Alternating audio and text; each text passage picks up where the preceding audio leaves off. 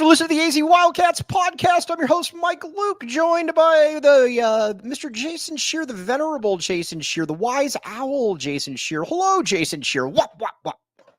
Man, you didn't even wait long for that. No. There's going to be a lot of those.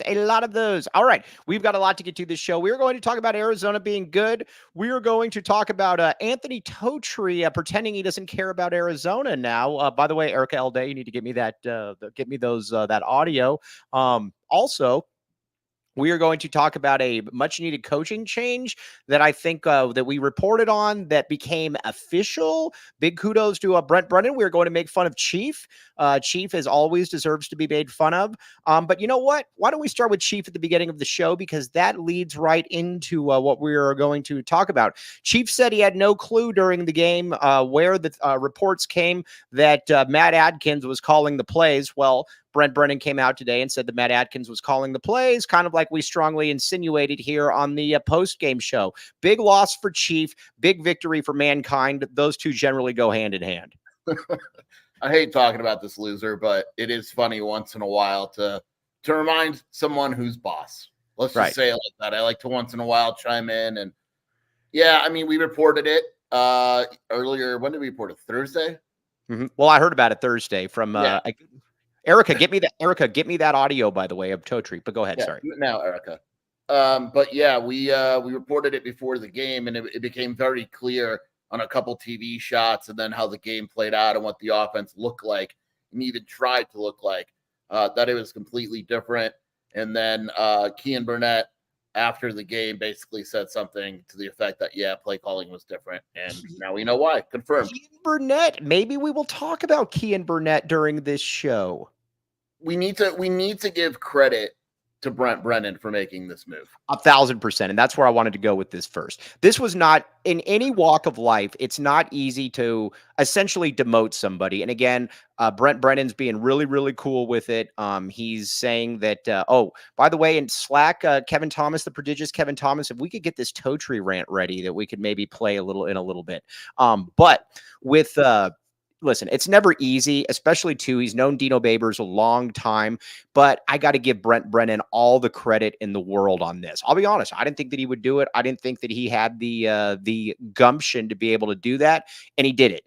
And because the game clearly has passed Dino Babers by, listen, I'm not saying that this was the greatest show on turf, but Scheer, we watched this game, and you and I were messaging back and forth as we do. I was at Bourbon Bent with the lovely Erica Alday and many others, and it just looked different. It felt different. It just looked different.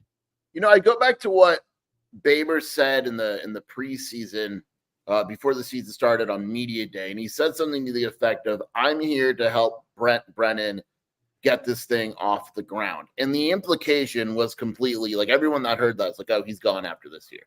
Mm-hmm. Like, he really is going to try to be here for a year, be successful, and then try to become a head coach somewhere. Right. I don't believe Brennan, no disrespect, when he said that this was the plan from the beginning. I think that it is very clearly a move that was made during the bye week, because just the way that it played out. But it's not an easy decision to make. Like, people forget, like, it's really only 3 games, right? Like, right. I mean, it's a quick hook, and you see it now throughout the country. Like, Purdue fired their offensive coordinator, Graham Harrell was fired, and like this, it shows that you want to win, to me. Right. And there were questions about how seriously and all that Brennan was taking this job, and I think it is very apparent now, and he let everyone know how seriously he's taking this job. Yeah, so that's something that we have to talk about, because, like I said, I didn't think that he would do it. And Matt Adkins, a couple things that we got to get into big time. First of all, the tight end position.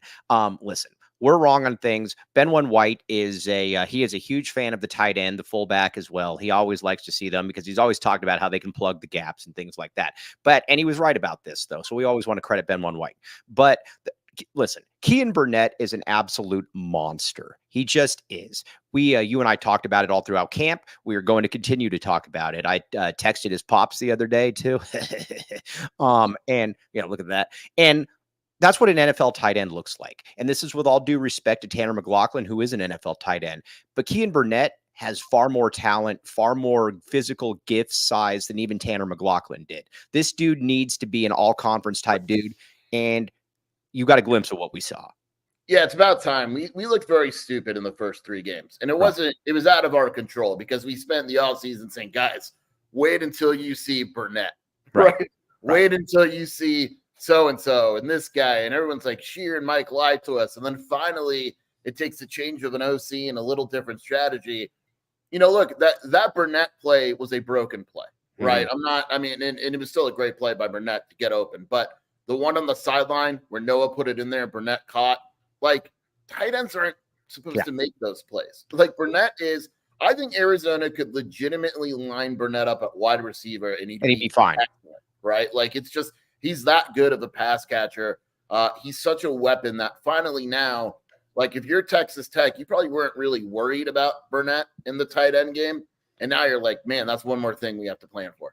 And what he is too, and let's just talk about the pedigree, and then we're going to get back to Matt Adkins here for a second. And we have a lovely graphic by the prodigious Kevin Thomas. But when you look at Keyan Burnett, the thing I think that was very, very frustrating, though, is that this wasn't some like overlooked kid from Pima or something like that. This was a kid that comes from an NFL family. He was a high 4-star recruit. He was committed to USC. You can look at him for 2 seconds and be like, oh, that guy looks a little different than everybody else. That is the part I think that was frustrating, is that it shouldn't have taken a change in the OC to be able to figure out that you've got an NFL tight end and, quite frankly, a guy that's a monster on your hands.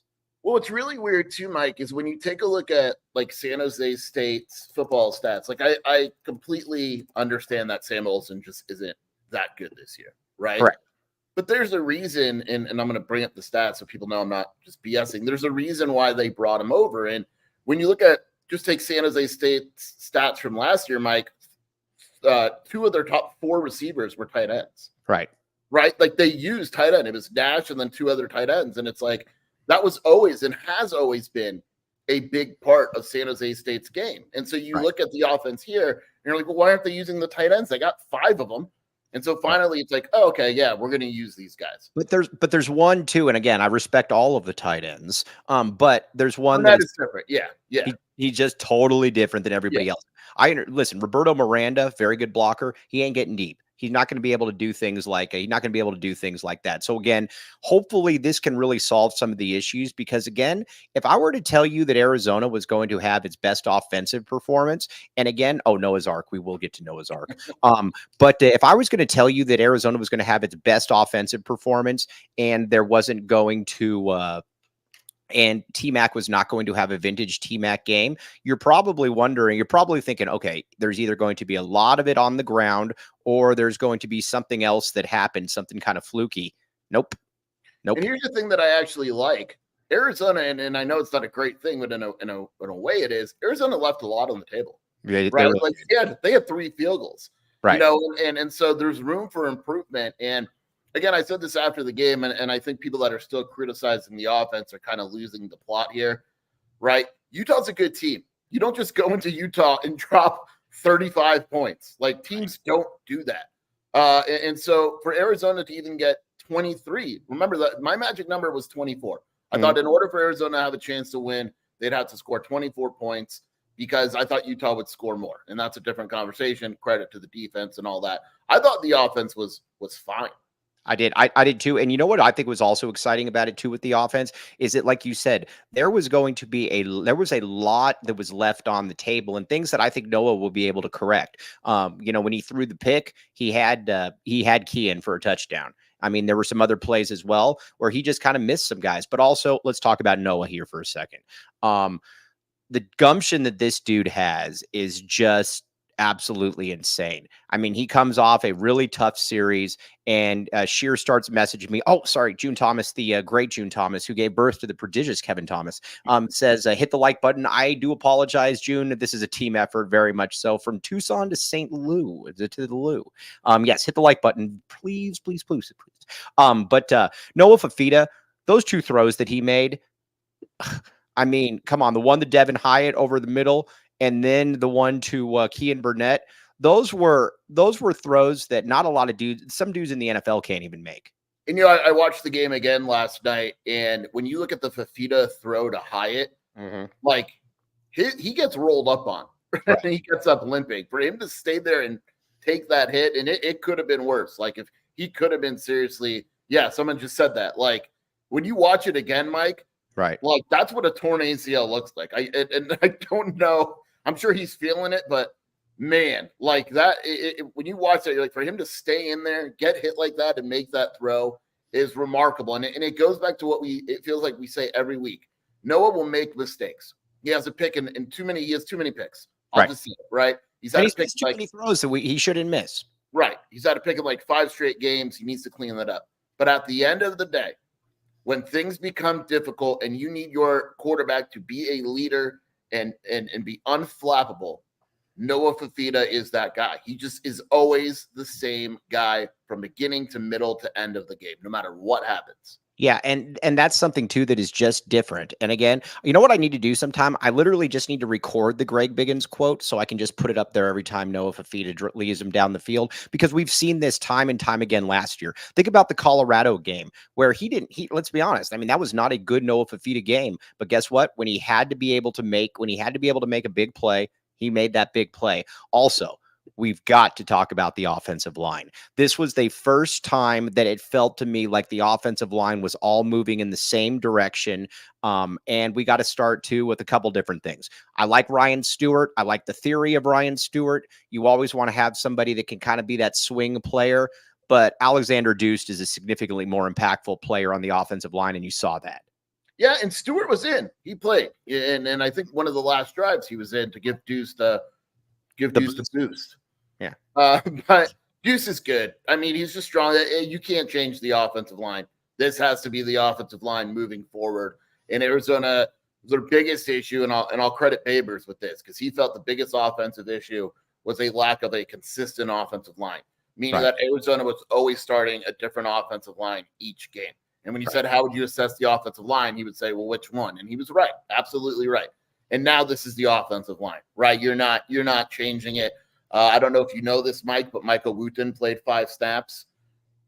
Joey Capra played like 3 or 4 snaps, and it's not a lot, but it's showing that guys that weren't playing before are able to provide certain guys some rest that just wasn't there. And all of a sudden, Arizona has 7 offensive linemen that it feels comfortable with.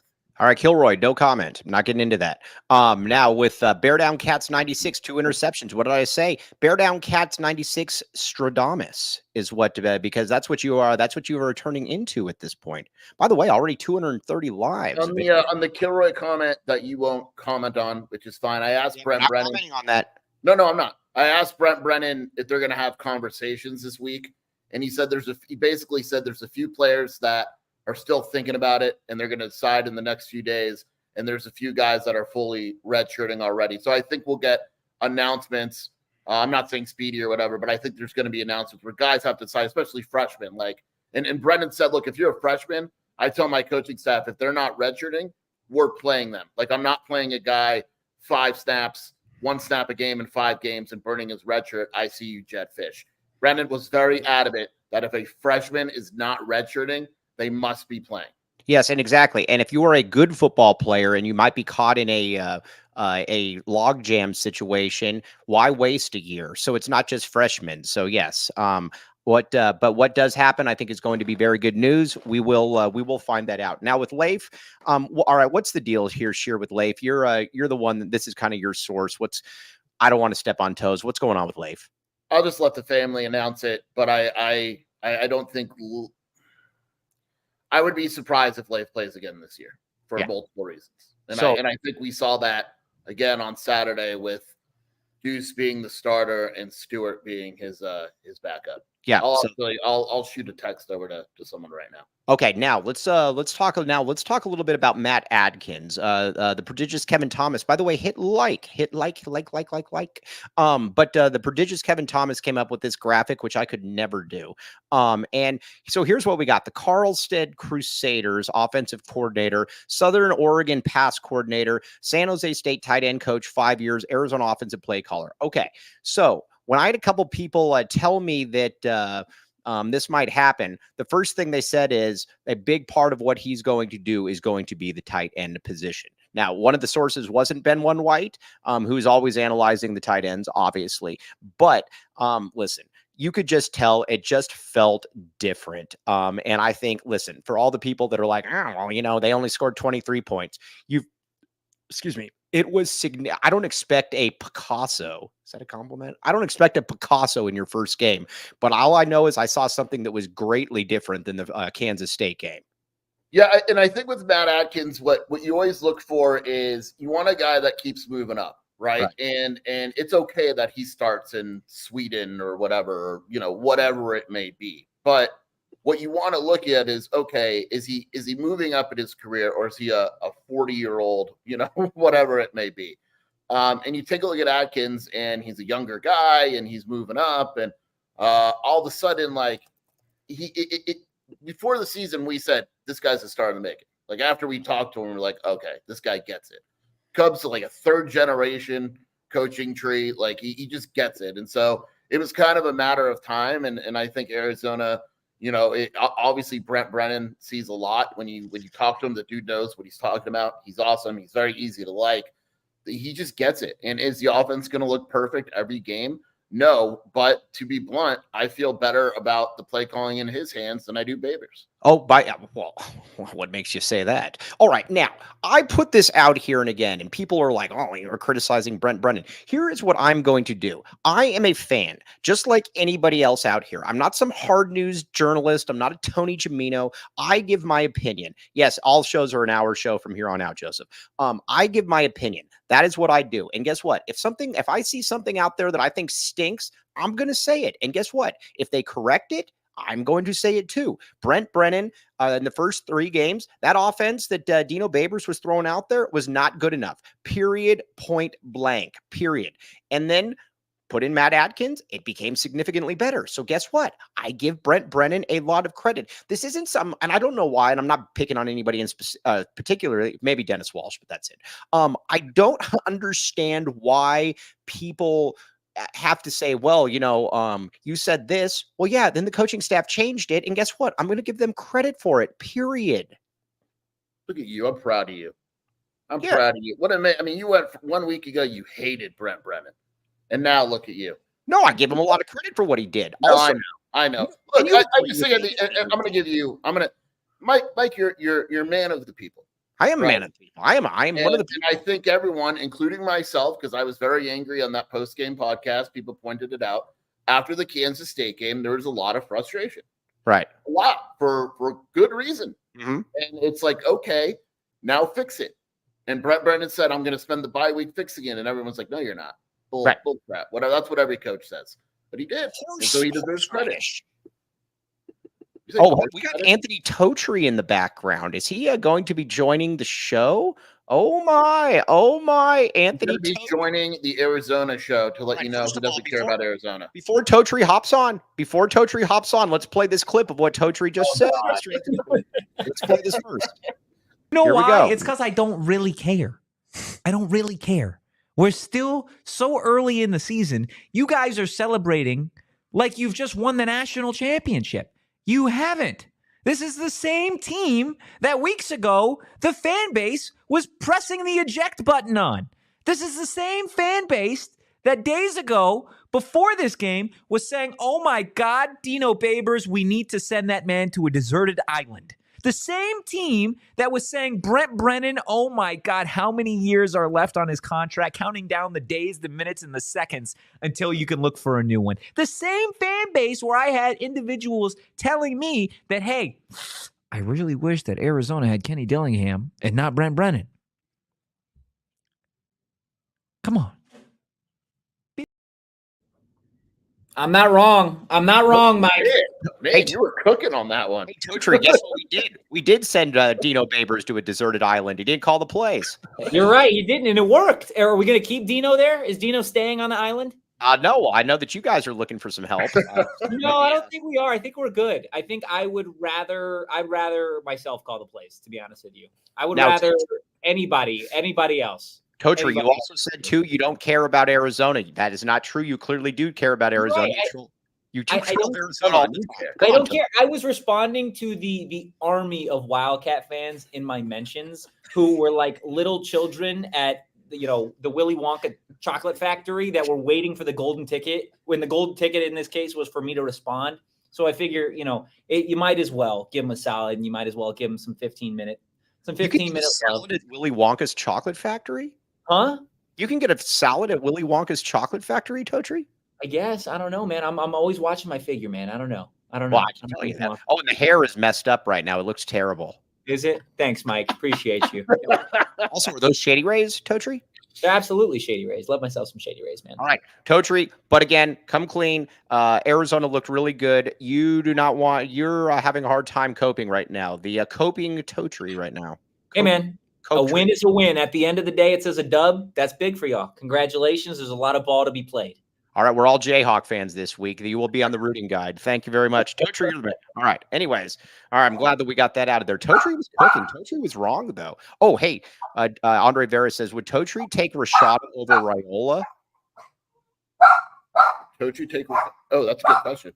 That is a really good question. I don't know about that. So I don't know. Anyways, all right, now – let's get back to Matt Adkins though for a second. And again, I've got to give them. Yeah, tell him to shut up. I am. There's another. You know how sometimes people look over my backyard door. Yeah. Are you going to look at this? Are you being accosted right now? Yeah, someone's literally looking over my wall. Give me 2 seconds. You talk. All right, I'll talk. All right. What we also need to do is we need to give a ton of credit again to Brent Brennan. I did not think that Brent Brennan would do this, and he did it. And he pulled the plug very, very quickly. I think the great thing about it too that I didn't know that he would do is this is the season. This is the go for broke season. We've been saying this from day one. Every now and then I get a good point, and I will say this. If it's a good point, I'm going to continue to do this. That this is the year you got to win. You don't get, you're not going to get a T-Mac back next year. Probably not going to be getting back a Jonas Savanea. You're probably not going to be getting back a lot of those dudes. You got to be able to win right now. No time to waste. Haste is of the essence, or I don't know if that's the term, but yes, Scheer, he pulled the plug quickly, and I was so glad. I was so glad that he did not wait until like game 8. And when you think about it, the bye week is the perfect time, right? Like, because you're giving an adjustment period and all that. Mm-hmm. It's really hard to do. Like, let's say they didn't play well against Texas Tech. When you make the move, right? On a Sunday morning, and then you're saying, hey, by the way, game plan, we're transitioning. The bye week is perfect to get that done. Yeah, and he did that, and we give him a lot of credit. Now, there's a lot that I think can continue to be done, but again, the offensive line, though, we've got to really – they went against a defensive line for Utah that is really, really good. I mean, it is. And we got to give Big Rhino a real shout-out there because he didn't allow a sack on one of the best defensive ends in the entire country. The lines is really what – the lines are really what impressed or what amazed me in that not only did they not take any guff from Utah, they kind of pushed him back a little bit. They gave him the deuced boost. Yeah. The wildest thing, what line do you think played better? Like if you had to pick one. No. Sorry, let me rephrase that. Arizona's offensive line or defensive line? I thought they were both. What were you more impressed by? I mean, honestly, and they were both really good. Honestly, I'm going to go with the defensive line because it's hard though. If I told you going into this game that Micah Bernard and their entire D line, or there was only going to get 80, and we're going to get to the defense, was only going to give 80 yards, and Arizona was going to get 160. Sure, that was some impressive stuff. And we're going to get to Duana Akina, the old white guy, here in a second. But yeah, to me, it's the D line because when you take a look at it, I mean, we spent all week calling Bernard one of the best running backs in the country. This is a guy who in his last 3 games was averaging like 130 yards. And then Arizona comes and now I will say this. I don't know. I thought Andy Ludwig, their offensive coordinator, and I don't want to take credit away from Arizona, I thought he called a horrendous game. Correct.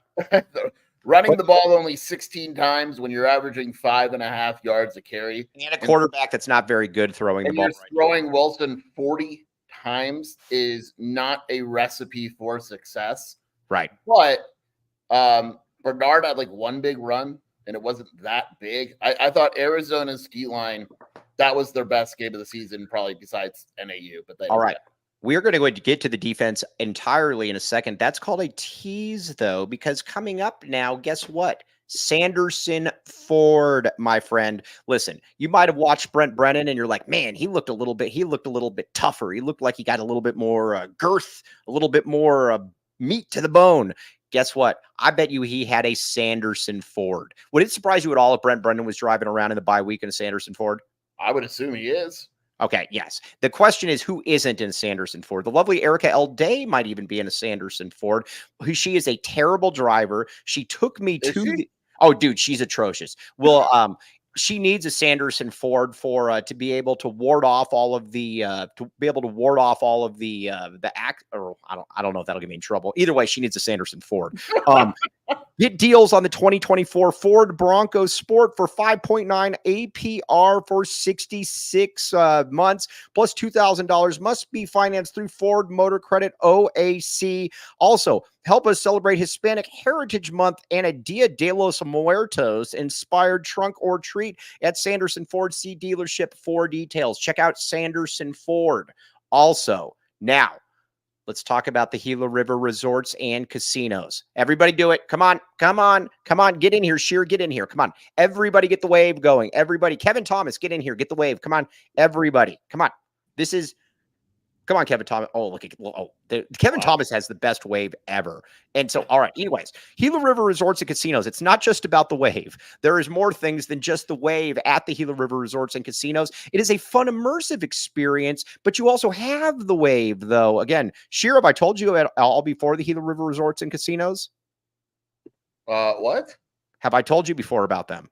What are they? It's Michael. Come on. It's a fun, immersive experience. You do you at Gila River Resorts and Casinos. Visit playatgila.com for details.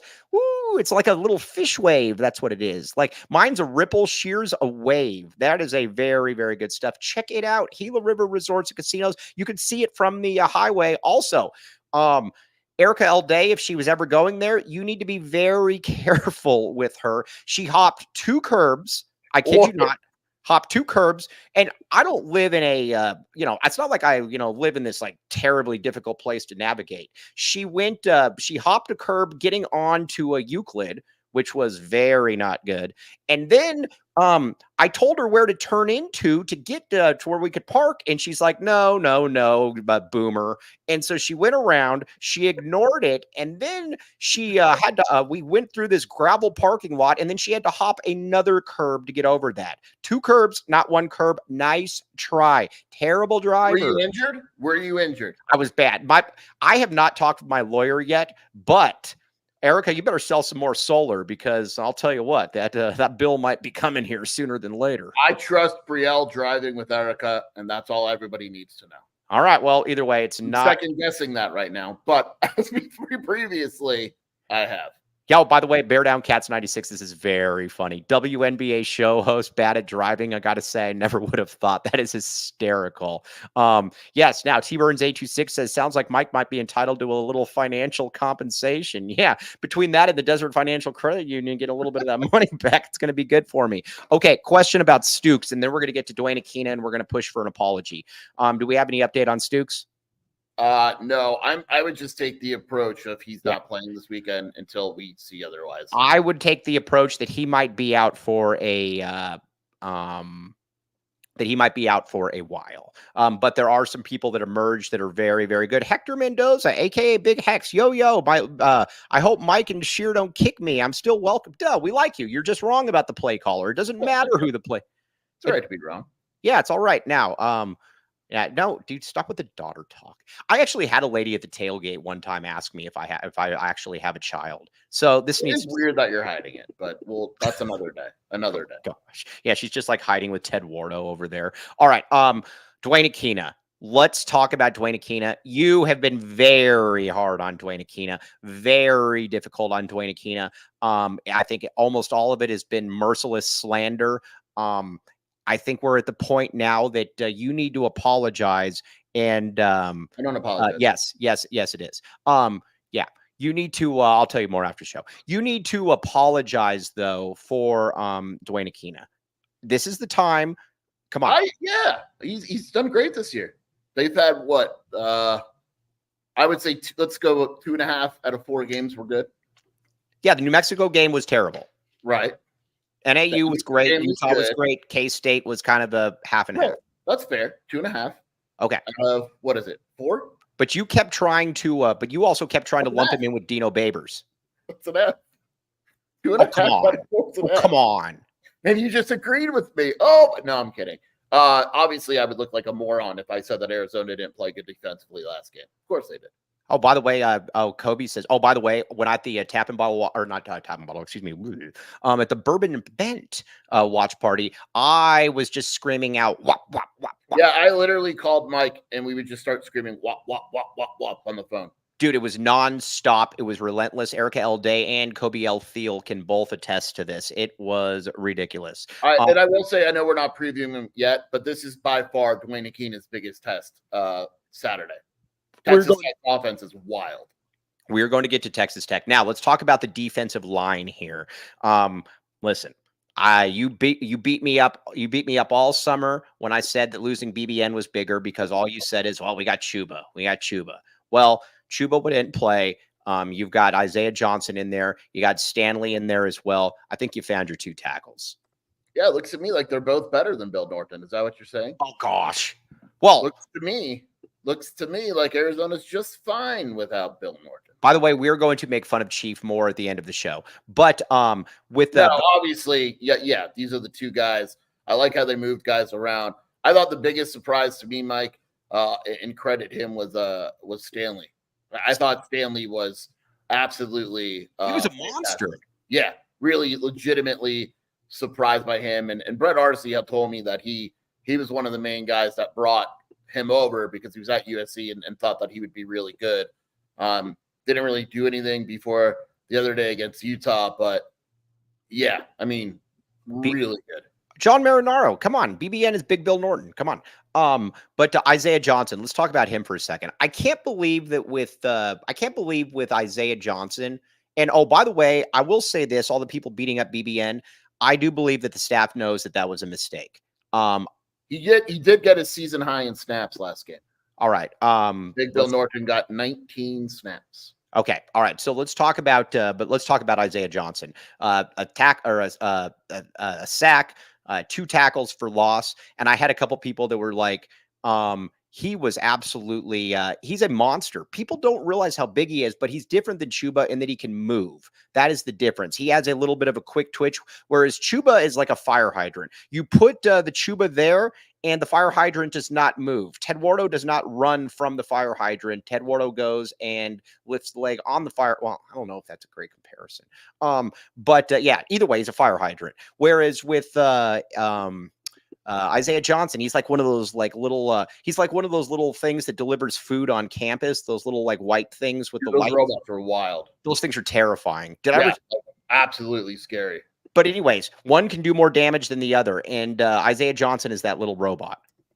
I mean, it's just mobility, right? And sometimes in your style of defense, you know, if you're like, I think Chuba would be good in the, hey, you're just going to hold your ground because he's a large man. But it never made any sense with him in this defense because Joe Suomala wants guys to move forward and attack, and Chuba can't move forward.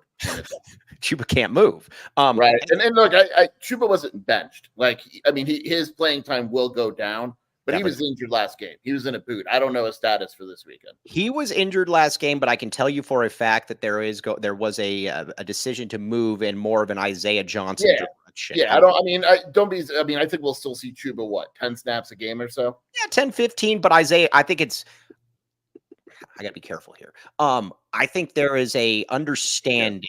Yeah, who cares? Nobody's watching anyways. We're at 400 lives on a Monday. That's awesome. You're welcome. Dude, yeah, duh. Yeah. But with Isaiah Johnson, though, I think there is a feeling that Isaiah Johnson, whereas Chuba just kind of is there, Isaiah Johnson could cause problems. And I think that is I think that's a little bit of the difference. With Isaiah Johnson, you just got to stay healthy. Now, John Marinaro, I believe, said, and this is a question for Scheer because Scheer thinks both these guys suck. Would you rather have Dorian Singer or BBN? Oh, man. That's a good question. BBN. BBN? Yeah. No. And all right, now let's talk about Dorian Singer. You want to take the L now or later? Nope. The only person that took an L this weekend was Dorian Singer. Oh, that's good. Dude, that's good. Now and then Scheer is very, very funny. Yes. What? Can we get that in here, Kevin Thomas? I need one of these right now. Can I get one of these in my life? Here we go. Oh, Here it is. Here it comes. Oh, dude, I sent out to the point where our director of content, I believe that is her title. She's definitely above me in the totem pole, and she definitely deserves to be. The great Leah basically said, "Hey guys, you guys need to chill out a little bit on this." That's how important it was. So, anyways, back to the defense though. Duana Joseph's comment up here, so I could go at him a little bit, please. Oh, is the Patterson agenda going to stop? Never. Looks to me like he scored a touchdown in a win. Yes. At Utah. Now, well, what are we talking about here? Also, we need to stand our ground at this point because, listen, people were also saying, "Oh, I kept hearing about Keyan Burnett." Well, when that happens with Patterson, we will not stand. I'm going for it, Mike. Usually I wait to the late show. I want it to be on record right now. Jeremiah Patterson's career high Saturday against Texas Tech. He's breaking it out. He's breaking it out. Right. 32 yards is his season high. He'll get it right now. I'm saying it. And he's got multiple touchdowns this year, Joseph. All I'm saying, 2 touchdowns. We know touchdowns. What? You know how many touchdowns Dorian Singer has, Mike? How many? None. Dude hasn't even scored. You know how many yards he has in the last 2 games? 280. Yeah, imagine having 280 yards and not being able to score. That's like Barry Sanders running for 2,000 yards and not scoring a touchdown. Who cares? Oh, come on, dude. You lost on Dorian. Derrick Henry the other day didn't score a touchdown. Would anyone care that he had 198 yards? Yes. No, they wouldn't. Yes, they would. No, they wouldn't. Oh, stop, dude. Get out of here with this nonsense. Okay. Winners score. If Tom Brady threw for 500 yards and didn't win a Super Bowl, would anyone care? Winners win. Oh, man, I got you at that one. Woo! So was Dorian Singer better than Jacob Cowing last year? No, why would he be? I don't understand. It's USC beat Arizona. Yeah, so he did nothing. He was on that team, though. Did he score that game? It doesn't matter. It doesn't matter. He won. All right. Singer doesn't score. Come on. All right. Anyways, all right. Let's get back to the defense, though. You're always getting me off topic. We also got to give the defensive backfield a ton of credit. Also, yeah, Portland Timbers, you're wrong. 155 yards is a lot of yards. We've got to give the defensive backs a ton of credit, and that's got to start too with Tacario Davis. Obviously, Tacario Davis was everywhere. Now, listen, I am past the stage where I ever expect him to get an interception because, listen, he can't catch the ball. I can't imagine watching him on one of those jugs machines. But be that as it may, his job isn't to catch the ball. His job is to stop catches, and he did a great job. Have we considered that maybe Tacario is just not good in zone? Because he was getting Arizona opened up in a zone, I believe, and he got just cut up. And then Akina said, "Screw the zone," and Tacario became the best corner in the nation. He literally looked like the best cornerback in the nation. I am curious about that. I think it's an interesting. If Akina is the coach on Wednesday that meets with the media, I'm going to ask him. Okay, fair enough. But he was great. Now let's talk about Emmanuel Carnley. Listen, if Traden Stukes is out for a while, Marquise Groves-Killebrew is out. This dude was awesome. Yeah, Carnley was awesome. And I was messaging Lamont a little bit during the game, and he just said, "Man, this kid's got a bright future in front of him." You talk about the understatement of the century. The coolest thing about Carnley is he sucked during the spring. And I think it's not a secret. I think people would tell you that watched him every day. And then I don't know what clicked during the summer, but he got his head right. And in fall camp, he was awesome. And against Utah, he was awesome. And I like Marquise Groves-Killebrew a lot, but I'm not sure there's like a huge difference between the two. Oh, hey, by the way, Chief is actually watching the show as we speak. How do you know? Because look at this. Shaz sent me this. Chief tweeted out a picture of us. So Chief was watching us when we were talking about him. That was very fun. There's a lot of women that do the same, you know. Yeah. I get it, you know. Yeah, we're both taken, but you know, be careful with that one there. Yes. Now, so anyways, hi Chief. But Carnley was great. Also, Chief said he's totally out on Duana Akina after the first drive of the game. I guess we'll see how that works. Now let's talk Genesis Smith. But that is also called a little bit of a tease because listen, when I look at Duana Akina, I think of a man of sunglasses. I think of a man that just looks cool. And I think of a man that probably is wearing Shady Rays. Here's the deal with Shady Rays. Scheer, You keep lying and saying you're going to get a pair of Shady Rays. You never. You are but full of it. the reason I lie is because I'm going to get it done. I'm going to get it done. I'm going to send you the receipt, and it's going to be that much bigger because I don't wear sunglasses. What I also didn't realize about Shady Rays, Mike, I am going to promo it here. So I wear regular glasses, so it's hard for me to wear sunglasses. But if you go to the Shady Rays website, they will do prescription sunglasses for you. Oh, wow. Yeah. Oh, wow. Okay, cool. Well, anyways, so you might say to yourself, Scheer, that guy's a putz for not getting them. You're right. Here's what Scheer should be doing. Exclusively for our listeners, Shady Rays is giving out their best deal of this season. Head to shadyrays.com and use code PHNX for 35% off polarized sunglasses. Try for yourself the shades rated 5 stars by over 300,000 people. Also, besides Shady Rays, look at Kevin Thomas. Kevin Thomas, the prodigious Kevin Thomas, has Shady Rays on, I can tell. Kevin Thomas, you'll enter this chat right now. Dude, look at, oh my gosh. Would I look good in those? Absolutely. Absolutely. Yeah, I don't think I would, but I would not. One way to find out. Yes. Okay. Now, either way, check it out. Shady Rays. Also, Game Time. Okay. Now, Scheer, here's your read. Listen, Mike. You haven't told me the story before. Can we hear it again? I don't know if you've heard this before, but we were at the Alamo Bowl. And this guy didn't have tickets. And he's like, Scheer, we had just met. I need tickets badly. And I said, I know you do. And he goes, psych, I'm using Game Time. And I was like, that's wild. And then he bought Game Time tickets with his gorgeous daughter, and they went to the game. Yes, exactly. Now, either way, you should do what that guy did. So take the guesswork out of buying tickets with Game Time. Download the Game Time app, create an account, and use code PHNX for $20 off your first purchase. Terms apply. Again, create an account and redeem code, spell out PHNX for $20 off. Download Game Time today. What time is it? Game Time. Ooh. All right. Now, Noah's Ark. And then we're going to get back to the defense. I missed so many opportunities on that post-game show to talk about Noah's Ark. And Andre Veras, the great Andre Veras, told me that. Dude, Scheer, those were the epitome of Noah's Arks. Let me tell you a story about Noah's Arks. Shelby was at her friend Nancy's house, Mike, and Noah threw a deep pass, and Shelby goes, hey, you know what we call that, right? And Nancy's like, what? And Shelby says, Noah's Ark.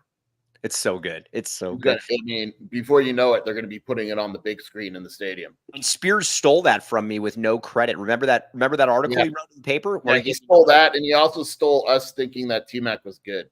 Yes, exactly. It was a bunch of really, really bad stuff. But either way, check it out. Game Time. Okay, now also let's get a like in here as well. Yeah, classic Spears. That guy. Classic Spears. Yeah, that guy can just be a jerk sometimes. All right, now back to the defense though. Genesis Smith. That's another guy we've been telling you about. That's a monster. That is somebody that is going to play in the that's somebody that's going to play in the NFL, barring injury, and he's going to play in the NFL for a long time. He is big. He is instinctive. He can just do a lot of different things. He's good. Yeah, that's the best way to put it, Mike. He's good. Look, he's just he's an NFL safety. He just happens to have some really good safeties ahead of him. He's going to start next year and become a national name. You were wrong about 24/7 he should have been a 4-star Scheer. Let's be honest. He should have been. Mike, I mean, come on. I don't do that stuff. You don't do that stuff? I don't do rankings. I don't do rankings. Yes. Scheer, I tried to tell you guys from day one. Look, I only get Arizona players bumped up. Terry Shelton, bumped up. You're welcome. Okay. All right, fair enough. I don't know. We'll see. Do we have Washington? Who is Washington playing this week? Michigan, and they're favored. It's because A, Michigan can't score, and B, it's at Washington. So Washington's favored by 1. I'll still take Michigan in that game. It's gonna be an ugly game. All right. Let's see now. Now let's get back to the running backs. I would expect that running back news, sometime this week. I don't know exactly when it's going to be, but it's going to be this week. Let's talk about Kedrick Reesano, though. Listen, I think with Kedrick Reesano, he's too good to keep off the field. Quali Conley is the starter, obviously, but if you look at Kedrick Reesano, that is also somebody that I think you could look at him and Fam next year as being a very dynamic combination. Yeah, and I like the guys they're bringing in. And again, we've said it before, we are never going to worry about a running back room under Zoe. Right. I just don't have it like he recruits well. He knows what kind of room he wants. He's always had a vision. People forget. I don't know if they forget, but they don't have Ja'Cory. Like, imagine this room with Ja'Cory. Like, right? Sure. And so, yeah, I think you look at Speedy Luke and what he can do. Look, sometimes you're just Quali's an older, wiser, experienced guy. People are saying, "Oh, why do you get carries?" Like the amount of carries he got at Utah. I think because you trust him, right? He's not going to fumble or make mistakes. I would have liked to see Risano get more carries, but I think next year, kind of that thunder and lightning with Risano and Luke. Big 12 Bobby, you're wrong. I'll just leave it at that. Now let's get back to the that running back situation. Also, Caden Luke getting a carry as well. This guy is going to become an urban legend. Remember Mike Allstott from back in the day? That is basically what Caden Luke is. What Mike Allstott, when he was a Pro Bowl safety, wanted to be eventually. When they gave him a carry, I lost my mind. I said, let's go. Let's go. Right. And he's good. He's good. And I'll say this with Adkins calling plays. I don't want to give away too much because Texas Tech is clearly, I'm assuming Joey McGuire sitting at his desk watching this show. But he's sitting there with Chief. Yeah. There's a lot with Luke and the running backs that you have not seen yet. Oh, I like this. Dennis Walsh says he's the modern day Efon. I wonder, I'll ask Kelvin about that. Interesting. Now Pacifico Light says, oh, that's a great point. Is Caden Luke a culture leader on the team? Damn right. Absolutely. You just hit the ball out of the park on that one. He is a dude. We're always looking for cultural leaders on this team, like a BBN. And I think we've been looking for that this year. Caden Luke is absolutely a culture warrior for this team. Oh, I mean, clearly. Right. Caden Luke is like, he looks 30, and I think that's important too, is he's very intimidating. Right. Like his beard game is like, he looks like me a little bit. Oh, TJ Howe, you figured out how to comment and you came in with the wrong wrong response, my guy. I like TJ a great deal. TJ's been with me from the radio days, but TJ just complains about me. And again, it's a loving complaints. He says, please stop. Please stop. It really is even more annoying than your other ridiculous habits. No, none of these habits are ridiculous. People like these habits, and they will continue to like these habits. Here's the deal, TJ. We very much like you, but I will never change. And watch this. If anything, TJ, if you know Mike, you should know that what you just did will only force him to walk more. I will not change for anybody. This is not going to happen. So again, hey, Kevin Thomas, can we put that up real quick too, just so that TJ knows where we are, where I stand on this. Look at this. All right, not changing, not going to do it. One of TJ's other complaints too is that, and I like TJ. I'm not beating up on him. Well, I am kind of, but he says, we all know that Jason Scheer likes Anthony Gimino. You don't need to keep saying this. No, I like Anthony Gimino. Yeah, you do like Anthony Gimino, but yes, yeah. But people need to say it at some point, though. I think that's just kind of the way it is. Yeah, no, not changing at all. My mom called me after the post game asking me what that is and where it came from, and I tried to explain it to her, and it was like I was speaking Mandarin. And I think it's big for Mike because there's been some pushback by the Italian community, but thankfully Mike is. Anyways, I don't want to get in that. All right, the running back news. I'm not telling you the running back news. I'll tell everyone the running back news. The starter, that Chuba is Conley, and Ja'Cory is probably not playing. There's your news. Well, that's not really it, but and Chuba is moving to fullback. All right, yes, with Ja'Cory, here's where I'm at. Here's where I'm at with Ja'Cory. I would be, and again, I'd love to be wrong. I would be stunned if he played again for Arizona, and I would be stunned again if he played in college. That's, like I said, I'd love to have a my bad NCAA moment, but I would be stunned if he played. Period. It's just kind of where I'm at. Yeah. Why did you mention anything at all? What do you mean? No, that's not what I'm talking about. Yeah, people get very mad at you, Mike, when you do I know. Either way, that's Mike, right? That's not what I was. That's not what I was mentioning at all. Okay. Anyways, now we're gonna do a brief little look at what this win means for Arizona and Scheer. I look around the Big 12 and I don't see anybody that Arizona can't beat in their home environment or here. I mean, that's just kind of the way I'm at with this one, Scheer. I believe that Arizona can handle business anywhere. Yeah, why not?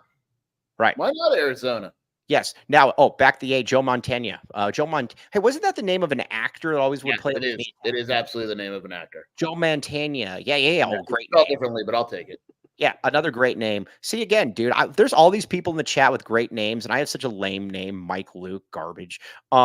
But I can't even imagine having two first names, Kevin Thomas. Can't even imagine. But Arizona, though, you got to feel pretty good, joking aside, about where the Cats are at this point. Listen, the Texas Tech game is going to be tough. No, he didn't tell me that. Somebody else told me that when when they were playing, when ASU was going to play Texas Tech, I was told that Texas Tech might have the best offense in the entire conference. And after watching a couple games last night, their offense is really, really, really well coached. Really well coached. And they got a lot of talent as well. Oh, UCF stinks. Totally out on UCF. I was appalled by what I saw. Gross. Yeah, that space game isn't so intimidating to me anymore. Yeah, Arizona. I think they're better than they should against Colorado, and that atmosphere will be nuts. But Washington State, Dennis Walsh, they did a great job, and I'm sure Arizona's watching that game plan, trying to figure out what they did. BYU at Provo might be tough. By the way, I very much like BYU fans. I booked my travel. You should come. Will you protect me? Why? You look Mormon. Utah fans, if they're waiting outside of the arena to get to me. You look like you could be Mormon. Like Jacob Franklin. Is it wrong that I Googled, are things open in Provo on Sunday? No, I would have done the same. By the way, they are, because I'm leaving late on Sunday, and I was like, well, what am I going to do all day? Things are open. Yeah, here's what I come to find out about Big 12 fans. I very much like Big 12 fans. There's a certain, I don't like Utah fan by and large. I think there's some that are okay, but more, I will give that one. The only thing I'm going to give that Ute fanatic guy, I'm going to give him this, and this is the only thing I'm and you're right. He stuck around. Yeah. Most of these putzes, they just leave. You don't hear from him again. He stuck around. That is the one thing I will give him. And he was very nice after the game too. He's like, Arizona played great. We obviously have some questions we need to answer. And I talked with him a little bit. I think he just was a little surprised that Arizona fans don't mess around. When you come at Arizona fans, you better be prepared for what's going to come back at you. But I love these fan bases overall, though. It's everything that I was hoping. The fan bases are absolutely engaged, and it's Texas Tech fans are awesome. Yeah, they're awesome too. And Kobe L. Thiel's already trying to upset them by talking about his good burrito or whatever. Oh, Kansas. That's not real Mexican food. He's right. Correct. That's not a real thing. Kilroy, the great Kilroy says, I heard the KSU fans are very nice. Very impressed by Kansas State fans. Very impressed by Kansas State fans. Yes. I can't imagine not being nice to Kansas State fans back too. Also, I've got a real problem, though, with Arizona not being ranked. I wanted to get to this in a second. I don't understand how you can go into Salt Lake City, beat the snot out of Utah, and then not be ranked when Utah is ranked 18. So Lev has a vote, and I always put him on what is it? Put him on the spot every Monday. Put him on the pin. And he ranked Arizona. He ranked Arizona like 20th, and he had or something like that, like 20th, and then like Utah was 21st or something like that. I just don't. The only thing I don't get is like, how do you rank Utah and not rank Arizona? What does that even mean? Right. That is what I don't. Basis behind that. That is what I don't get, because again, both teams have one loss at this point. So where are we? Where are we? And if you don't think Arizona deserves to be ranked, I totally get it. I actually do, but don't rank Utah. Right, exactly. So if you and how do you have them ahead? Because again, Arizona went in there. Also, Brooksum says, why did Groves Killebrew not play? Go ahead. Word on the street is that he had a limp at the game. Well, we can't ask about specific injuries, but a lot of people said he had a noticeable limp. I would not be surprised if he is back for the next game. Just a guess. I don't know. Like I said, I'm just throwing that one out there. I would not be at all surprised, though, if he is back next game. We will see. But I don't understand. I don't understand them not being ranked. But one thing though Kevin Thomas has entered the chat. The great Kevin Thomas, the Saint Lunatic in the house. Oh, I like it. Oh, with the arch. Look at the arch. Yes. You know, the only thing it's missing is the wave. You know, yeah, the Mississippi is right behind the arch, so there are some waves. I don't know if they're very pretty waves. They're kind of brown, but they're waves. But I wanted to hop in and ask you guys a quick question. We're talking about Arizona not being ranked. Do you guys think that Arizona should be ranked over teams like UNLV? I'm looking at the top 20. I'm looking at the top 25 right now, and so that's what I'm thinking in terms of Who I'm gonna would look at the poll right now, and I'm gonna tell you who I would drop. You know, the I have no idea. now, Let me see. go ahead. Let me see. Because Because the I look bottom at five right poll. now is UNLV, Illinois, Indiana, Louisville, Boise use State, and the, Kansas. I use the poll tracker. So Texas A&M and UNLV were tied for 25th. So Arizona is technically 27th. I don't know why Texas A&M is ranked. That is one I don't get. I don't get Texas Tech, and I would also put. Why is Louisville ranked? Also, is Illinois? And let me ask you this: is Indiana a fake good team? I like Indiana. I think they're really, really well coached. Why is Oklahoma ranked? Yeah, you know what? Big Ten are fake good, other than Oregon and Ohio State. I tend to agree with that. A lot of fake good teams. Arizona in the poll is as high as 16. Two people have them at 16. Then someone has them at 19 through 25. There's at least one person. You know, let's switch it up. Kevin Thomas, get back in here. Nice try. You don't get to start a firestorm then leave. No, Kevin Thomas always comes in asking the questions. Kevin Thomas, we were asking you the questions. Who would you put Arizona in over if you would? Honestly, I'm looking at it. I don't think you can really put them above. Like, I mean, I'm not using the same one this year is using. I'm just using the official AP. No, it's the Kevin Thomas barometer, nothing else. But you can't rank them above Kansas State. So wherever they have Kansas State ranked, they have to be below them.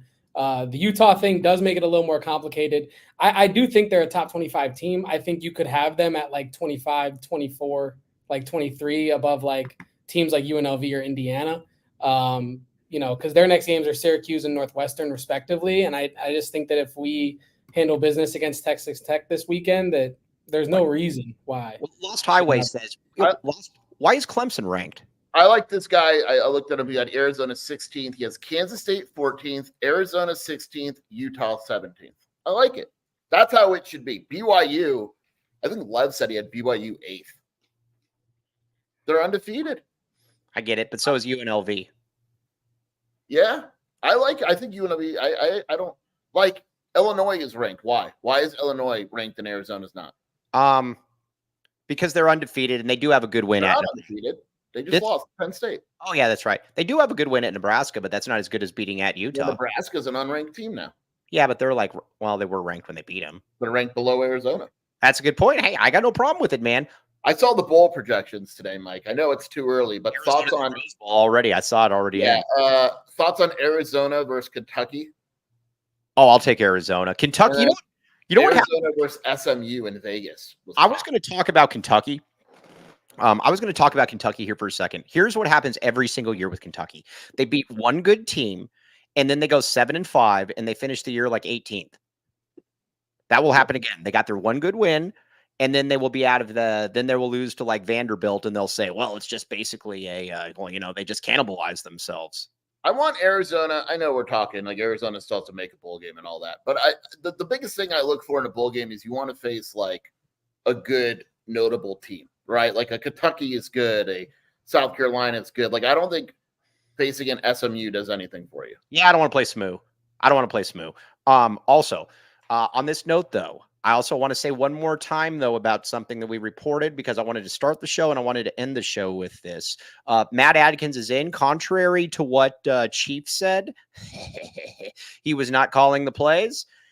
Sorry, you know what? You mess with the bull, you get the horns, or the horns in the bull. Either way, you got it. Just own it. But either way, Matt Adkins was in. That was a big time move by Brent Brennan. And it wouldn't surprise me at all if we look back in this in 4 or 5 games and you're like, man, salute emoji, tip of the cap. Very good stuff from Brent Brennan. I didn't think he had it in him. He does. Yeah, I think that's the key is, yes, credit Matt Adkins for doing a good job and all that. I'm going to surprise you. Credit Babers for not quitting. Like, seriously. Like, Brennan said he handled it well. Maybe he did. Haven't heard, he's throwing a fit or anything. But at the end of the day, Brent Brennan makes these decisions, and he had the huevos to make the decision, and he did. And Duana Akina, you want to give Duana Akina? You still haven't apologized to Duana Akina. Yeah. If you were asking me if I had to choose between 2 old white defensive coordinators, Duana Akina or Don Brown, I would choose Duana Akina. I think he's very good. That's our show clip. That's our show clip. Yes. What? Duana Akina or Wink Martindale? Who's better? Duana Akina all day. Duana Akina is a GOAT in my book. I'm not taking anybody over Duana Akina. I almost said Wayne Abina. Duana Akina. Yes. All right. That was going to be our quote. All right. Now, before we sign off, we got up to 494 lives today on a Monday. Very. There's only 3 words to describe that, Mike. What? Yes. Okay. Now, TJ, sorry. TJ left after he complained about me. I will not change. But no better time to become PHNX diehard. Hit the like button, by the way. Make June Thomas very, very happy with this. Now, again, also no better time to become a diehard. Get the exclusive memberships, all of that stuff. Diehard membership, free t-shirt, premium written content from that guy Tony Jamino, who Scheer actually likes, discount on all events. Scheer, where can they find you as well? WildcatAuthority.com, Wildcat Scoop podcast with Shelby. Okay. On that note, though, we will be back tomorrow at 10:30, normal time. But for Jason Scheer and everybody out there, hit the like button again. Spread the word with your friends as well. I suck at this. I need all of your help. Very much appreciate all of you, though.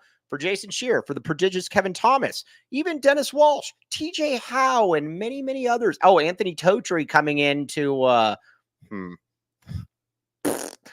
Arizona. Playing hard to get. On that note, though, we will be back with you tomorrow. TTFN. You've been listening to the AC Wildcats podcast. We all silly like the mayor.